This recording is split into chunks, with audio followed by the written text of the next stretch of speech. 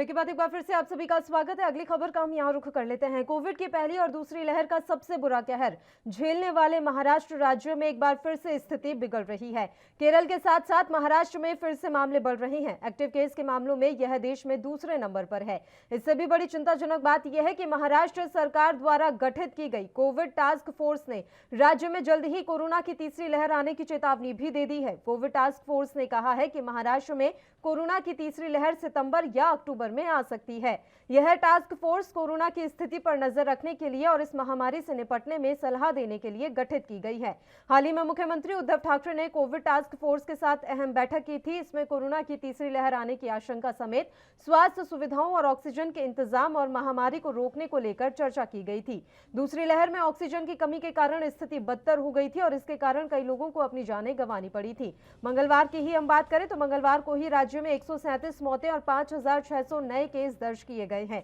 इसके साथ ही 24 घंटे में 7,720 मरीज ठीक हुए थे। राज्य में सबसे ज्यादा मामले मुंबई, ठाणे, पालघर में सामने आ रहे हैं।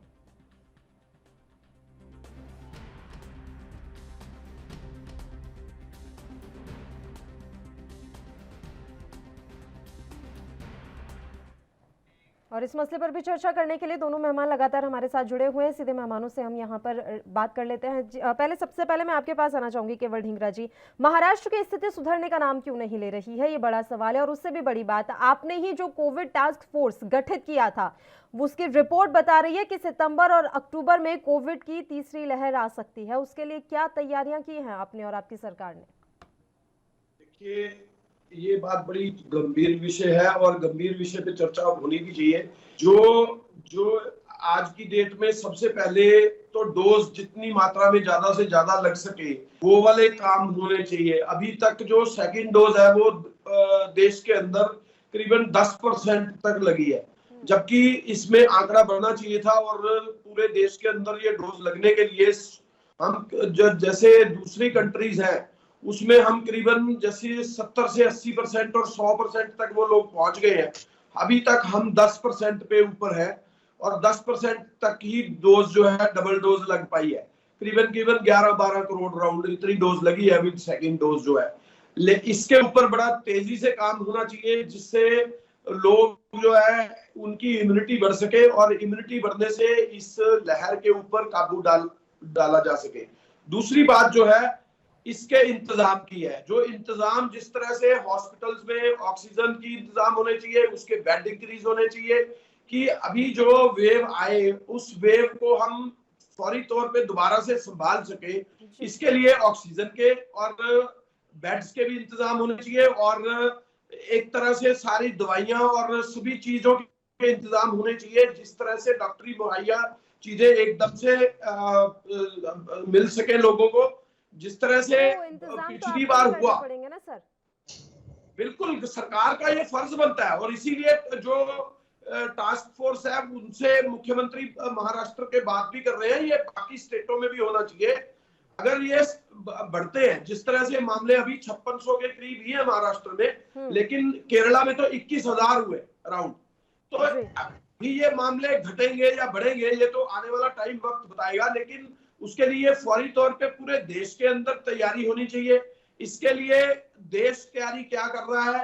सेंटर की सरकार ऑक्सीजन अपने हाथ में लेके बैठ जाती है, सेंटर की सरकार दवाइयों को ऊपर रोक लगा देती है और स्टेटों को नहीं भेजने देती। अभी तो ये होना चाहिए कि सेंटर की सरकार जो है ऑक्सीजन, दवाइयां और सारी चीज के ऊपर पहले से ऐसा सिस्टम करे कि डिवाइडेड इनटू स्टेट मेडिसिन जानी चाहिए और लोगों के हिसाब से जानी चाहिए कि किसी स्टेट को भी दिक्कत ना आए। ये पिछली बार जो अनगैली रही उसकी वजह से कितनी मौतें हुई और उस मौत का आंकड़ा इतना भयावह था कि लोगों ने बगैर पैसे होने के बावजूद जो है बॉडी जो है गंगा के अंदर बहा दी या पानी के अंदर बहा दी गई, जिससे हमारे हिंदू जो है उनके साथ बहुत बड़ा कुठाराघात हुआ। जिनके पास पैसा नहीं था उन्होंने अपनी बॉडीज पानी में बहाई, जिनका क्रियाक्रम भी वो लोग नहीं कर पाए। तो ये बहुत बड़ा कुठाराघात दोबारा ना हो पाए, इसके लिए फौरी तौर पे सरकार को एक्शन लेना चाहिए और काम करना चाहिए उसके ऊपर। ठीक है, बताइए विमल सिंह जी। देखिए पल्लवी जी, जिस तरीके से जो है महाराष्ट्र गवर्नमेंट जो है कोविड के टाइम में फेल्योर रही है, चाहे फर्स्ट जो फर्स्ट वेव आई है, चाहे सेकेंड वेव आई है, थर्ड वेव आने वाली है। आप जिस तरीके से देख रहे हैं कि महाराष्ट्र के जो मुख्यमंत्री हैं उद्धव ठाकरे जी, उनसे जो है महाराष्ट्र की सरकार जो है चलाई नहीं जा रही है। आपने देखा कि जिस समय फर्स्ट वेव आई थी भारत देश के अंदर, उस समय जो है महाराष्ट्र ऐसा राज्य था जहां पे जो है सारी दुकानें खुल गई थी, सारे बाजारे को खोल दिया गया था, इसके साथ साथ सारे मॉल्स खोल दिए थे, जहां शूटिंग स्पॉट थे, जहां पे मूवी वगैरह की शूटिंग किया जाता, उस सारे स्पॉट्स को खोल दिया गया था। तो ये कमियां हैं महाराष्ट्र के सीएम के द्वारा।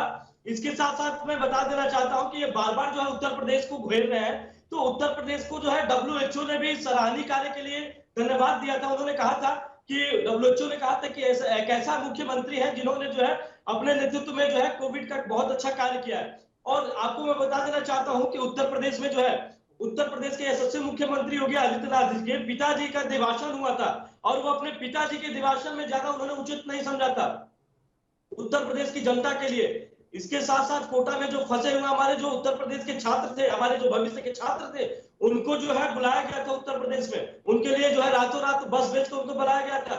इसके साथ साथ जो पलायन करने वाले जो मजदूर थे, उनको जो है उत्तर प्रदेश के मुख्यमंत्री सबसे ज्यादा ट्रेन भेजकर, चाहे गुजरात हो, चाहे दिल्ली हो, चाहे बंगाल हो, चाहे मुंबई हो, महाराष्ट्र हो, उन्होंने जो है सबसे ज्यादा ट्रेन जो है भेजा था। तो मैं ये कहना चाहता हूं कि उत्तर प्रदेश की जो बात कर रहे हैं, तो उत्तर प्रदेश में आज जो है मेडिकल फैसिलिटी काफी अच्छी हो गई है।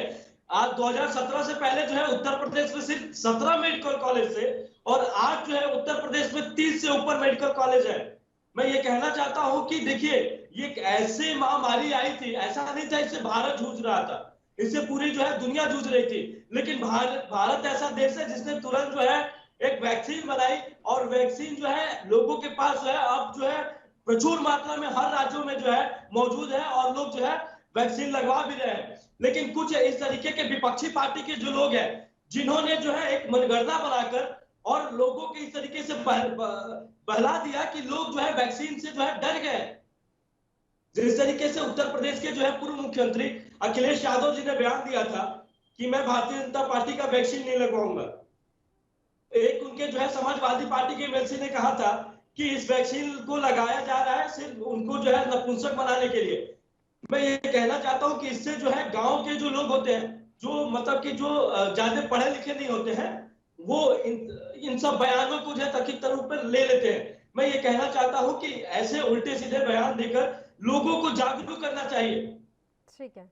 आज देखिए, भारतीय जनता पार्टी के जितने भी कार्यकर्ता हैं, चाहे मैंने भी कैंप लगवाया हुआ है। इसके साथ साथ जो है अगर हमने वैक्सीन लगवाई है तो लोगों को जागरूक भी कर रहे हैं, चाहे अपने सोशल नेटवर्किंग साइट से, चाहे जो है मैंने जो है लगभग जो है एक दिन लगवाया था वैक्सीनेशन करवा।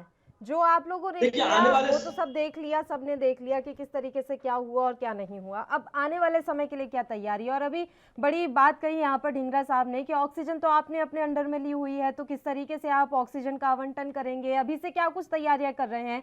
किस तरीके से आपको राज्यों को मदद पहुंचानी है, उसका खाका आपने किस तरीके से तैयार किया, वो तो बताइए। आने वाले समय के लिए बताइए। जो गुजर गया सो गुजर गया। लगभग 500 से ऊपर जो है डिस्ट्रिक्ट अस्पतालों में जो है ऑक्सीजन वो कैंप लगाया गया है। इसके साथ ऑक्सीजन गैस का वैक्सीनेशन लगाया गया है। इसके बाद जो है मैं आपको बता देना चाहता हूँ कि भारत सरकार जो है प्रचुर जो है व्यवस्था कर ली है थर्ड वेव से लड़ने के लिए। और मैं ये कहना चाहता हूं कि जो भी स्टेट्स की गवर्नमेंट है, इनका जो अपना जो है फंडिंग होता है, जो हेल्थ फंडिंग होता है, हेल्थ बजट होता है, उसको वो खर्च करें, उसको जनता के बीच में लाएं। आप ज्यादा से ज्यादा वैक्सीनेशन कराएं, क्योंकि स्टेट के ऊपर डिपेंड करता है। सेंट्रल गवर्नमेंट ने जो है स्टेट के ऊपर दे दिया कि आप वैक्सीनेशन ज्यादा करा सकते हैं। आप ज्यादा वैक्सीन की डिमांड करिए और ज्यादा लोगों को वैक्सीन लगवाइए। तो मैं ये कहना चाहता हूं कि स्टेट गवर्नमेंट और सेंट्रल गवर्नमेंट दोनों को एक साथ जो है रह के और इस महामारी से लड़ के कागजों में ना वो बेहतर यही रहेगा, क्योंकि दूसरी लहर के भी लिए भी हमने बहुत बड़ी बातें कही थी, लेकिन वो किस तरीके से आई और क्या कुछ अपने साथ बहा ले गई वो भी हमने देखा है। तो कागजों में और हवाई ये तैयारी ना हो, ये देखना राज्यों का भी फर्ज है और केंद्र सरकार का ज्यादा फर्ज है। फिलहाल आप दोनों ही मेहमानों का शुक्रिया अदा करना चाहूंगी। तमाम चर्चा करने के लिए आप हमारे साथ जुड़े। एक और छोटे से ब्रेक के लिए यहाँ रुक रहे हैं, आप बने रहिए हमारे साथ।